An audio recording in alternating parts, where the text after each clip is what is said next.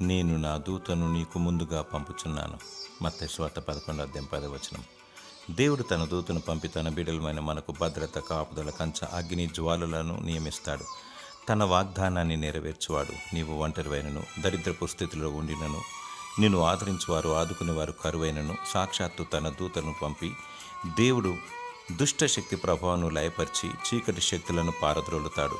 ప్రభువైన యేసుక్రీస్తు అరణ్యంలో అపవాదిని వాక్యం చేత తరిమి వేశాడు.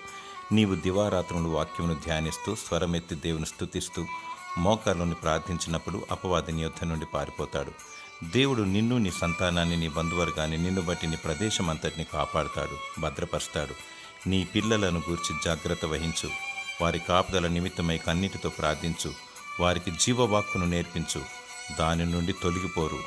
నా బిడ్డలకు ధైర్యం గల ఆత్మ నిమ్మని ప్రార్థించు. వారి ఆత్మీయ జీవితం బలపడలాగిన ప్రార్థించు. దేవుడు నిత్యము నిన్ను, నీ కుటుంబాన్ని కంచవేసి కాపాడునుగాక. ఆమెన్.